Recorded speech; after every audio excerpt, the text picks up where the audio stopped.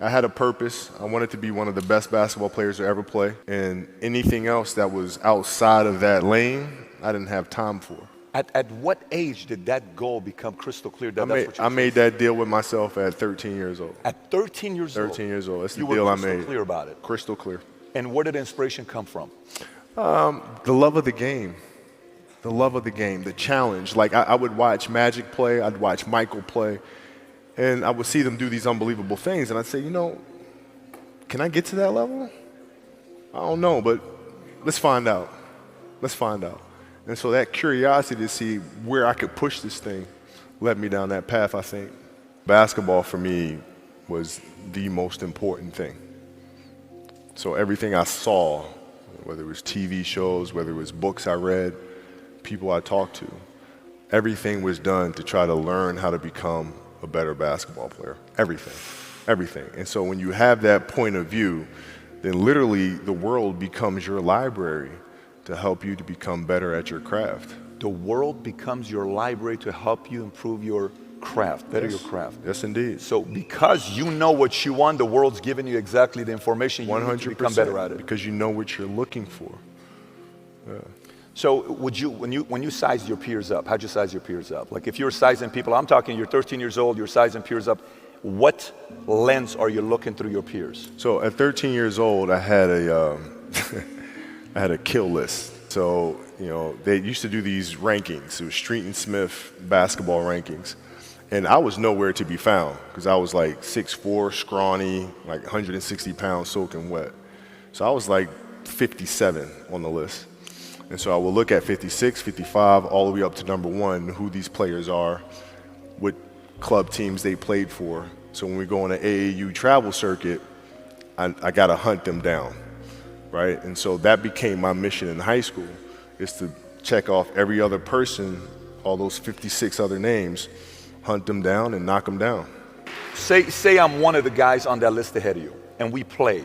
What are you doing to get a feel? Is your mind like, are you asking, let me see if this guy's better than me in this side and this side and this side? Or are you just going saying, I'm going to kill this guy? Well, it depends what year. So like at 13 years old, I played the longer game, because my game wasn't about being better than you at 13. It was to be better than you when the chips are really on the line.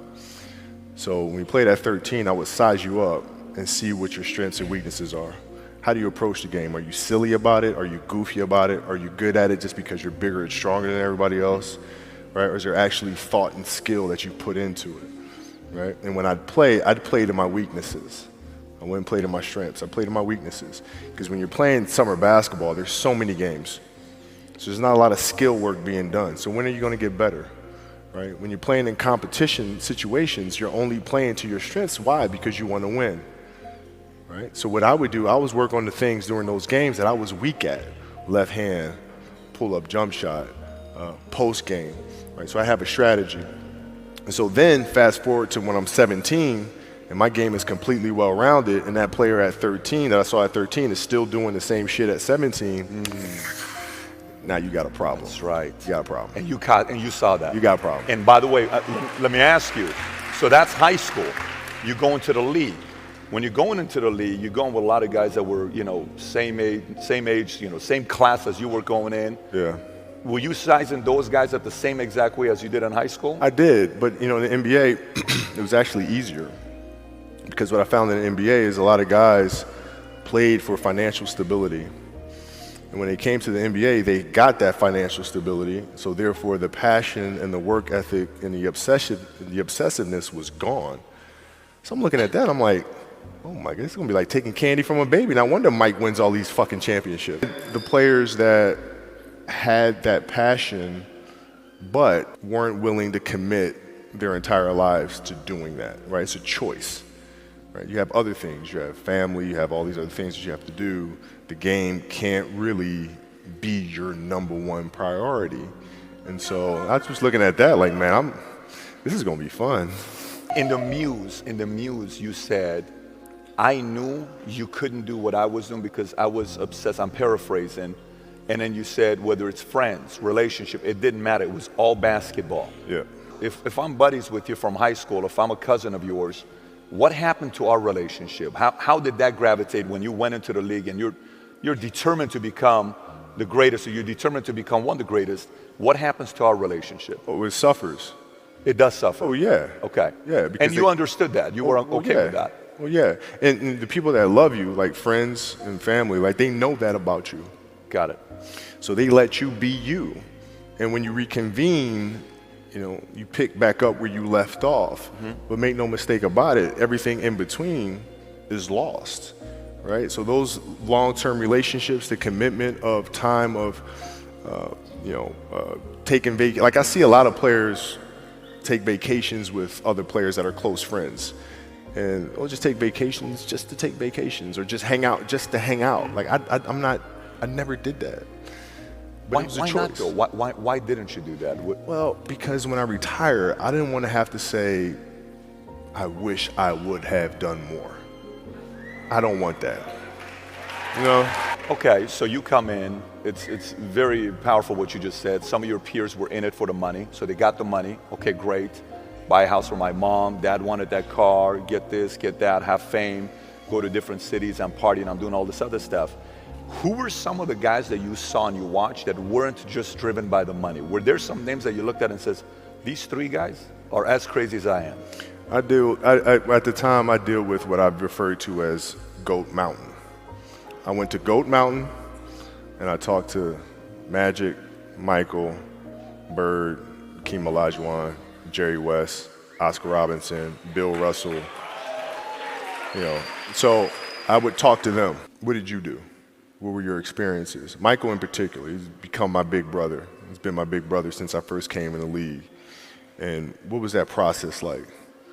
Right? So I went to them and started understanding the ins and outs of the game, and you know how they approach things and their level of detail and obsessiveness, and that's what I did. High school, year before, we played 35 games, max, right? Week in between, spaced out, plenty of time to rest. In the NBA, it's back to back to back to back to back to back to back. I didn't have the legs. So you look at the shot, every shot was online, but every shot was short. Right? I got to get stronger. I got to train differently. The weight training program that I'm doing, I got to tailor it for an 82-game season so that when the playoffs come around, my legs are stronger and that ball gets there. So I look at it with rationale and say, okay, well, the reason why I shot air balls is because my legs aren't there. I go, well, next year they'll be there. That was it. Done. Nobody in its history of coaching had your level of work ethic. I mean, you hear so many guys tell stories about your work ethic. Yeah. What was really your work ethic like, and for how long did you stay disciplined? Well, I mean, every day. I mean, since for 20 years. I mean, it was an everyday process, and trying to figure out strengths and weaknesses. For example, jumping ability. Man, my vertical was a 40. It wasn't a 46 or a 45. My hands are big, but they're not massive. Right, so you got to figure out ways to strengthen them so your hands are strong enough to be able to palm a ball and do the things that you need to do. Quickness, I was quick, but not insanely quick. I was fast, but not ridiculously fast. Right, so I had to rely on skill a lot more. I had to rely on angles a lot more. I had to study the game a lot more. And but I enjoyed it though. So like from the time I can remember when I started watching the game, I studied the game, and it just never changed. The game itself it's a complicated answer. So there are very tactical things in terms of footwork and geometry of the court. So you're looking at the court and looking at the 45-degree angles that the court is shaped in and how it needs to operate. That's one component to it. So looking at spots on the floor where you can increase your efficiency. Right? You can be on the wing, but there's a certain spot on the wing that improves your angle to drive to the basket, right? So that sort of stuff. Footwork of the opposition, looking at the emotion of the opposition, their tendencies, their weaknesses, and all that stuff. Understanding the momentum of the game, how to create momentum shifts, where momentum shifts come from, all this sort of stuff. And then studying outside of that, right? Looking at different industries, looking at conductors, looking at writers, looking at actors and how they get into character, and then how do they keep themselves in that mental space. So looking at different industries, looking at nature itself, and learning from that and how you can incorporate that into the game.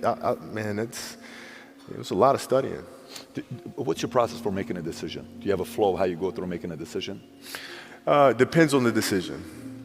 Depends on the decision. If we're talking about, a basketball decision where you read a certain coverage or something like that, I mean, a lot of that comes from the pre-work and understanding what their defensive package is and how to put teammates in certain situations. So, for example, if you look at players nowadays that are charged with taking game-winning shots, making game-winning decisions, and you look at the play and then you look at it and say, okay, well, that shooter was there, the double team came, and, the player couldn't do anything but pass the ball, right?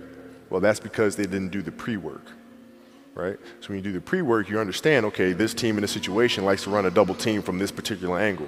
All right, so I'm gonna clear that side out, force the double team to come from a different angle, move myself to a space on the floor where it's gonna take a long time for the double team to come, and now I can circumvent the double team and get to a place on the floor where I can knock down a shot or get to the basket. So it's all that pre-work. The decision, when I say decision, if you're looking at somebody that you're sizing up, or if you're looking at somebody to go into business with, or if you're looking at a big investments you got to make, what is the decision-making process there? Do you call, first you do your own research, you take this much time, you call an advisor, is there a system you follow? It's pretty simple for me. It's do you understand the business? Is it a business that you can help in some form or fashion? What are the barriers of entry to that business? And then the entrepreneurs themselves, the company itself, right? Do they have a culture that you believe is sustainable? Are these leaders people that you believe in? Are they people that are obsessives? And in turn, have they created a culture of obsessiveness? So I tend to look at those 4 factors, and that's it. What's the least amount of sleep you played a game on? Is there a story where it's like, no one knows about, where you went and played a game and it was so insane for whatever reasons? No sleep. You played a game with zero sleep? Zero sleep. Zero sleep. It's like, kids, Natalia had a certain, health situation or what have you, and you're staying up all night, and then you got to go out and perform because fans don't know, teammates don't know, nor do they care, nor should they, that you've been up all night. You got to perform, right? And so you just got to go to work, man. That's respect. That's it. Respect.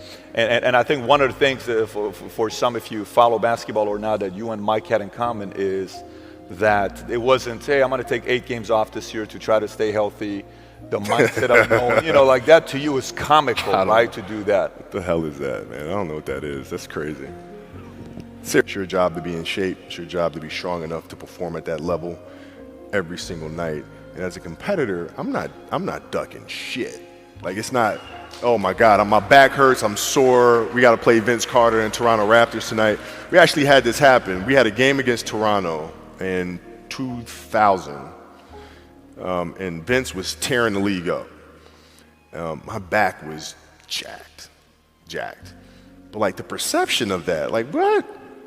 Kobe's missing the game against Toronto and Vince Carter because my back was really spasming. But people will be like, what? Oh, he's ducking Vince. Excuse me? No, I don't think so. So I would be in the layup line like, okay, there's a lot of days where you can rest and recover. Today ain't one of them. Your back can bother you any other day. That shit ain't bothering me today. Wow. He gonna have to see me today. Yeah. Amen. Yeah. Alter ego. Sometimes we are so worried about what other people think about us. It's like, oh my gosh, what if they think I'm crazy? What if they think I'm over obsessive or competitive? And what if this is like, you're too much? This is just not healthy for you to be thinking this way, right? Yeah. How did you get your mindset into this alter ego to be comfortable being Black Mamba? Like, how did that happen? It's a good separation for me, emotionally, to be able to put myself in a place where at practice or when I'm training or during games, I switch my mind to something else. I switch my mode into something else, right? For me, it's the equivalent of Maximus Decimus Meridius in Gladiator picking up the dirt, smelling the dirt. It's go time, right? So that was my mental switch. It was like an actor getting ready for a film. You got to put yourself in that cage. When you're in that cage, you are that character. And then when you leave there, it's something completely different. But when I'm in that cage, bro, don't fucking touch me. Don't talk to me. Just leave me alone. There used to be certain games, like, for like certain key games. I don't think I've ever said this before. This kind of makes me seem very psychotic, but whatever.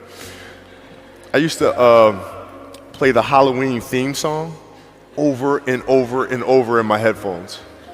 Pre-game. Seriously. Seriously. And it was important that it was Michael Myers because the mask itself was void of emotion. Void of emotion. It has That's nothing to do with psychotic at the pressure, it has highest nothing level. to do with hype, has nothing to do with camaraderie. It's stone cold killer. And I would listen to that song over and over and over to get that's when you know you better run because That's what a lot of people did. yeah, It's like coming out. You know, it's the gonna be a eyes tough tell the night. story. Yeah.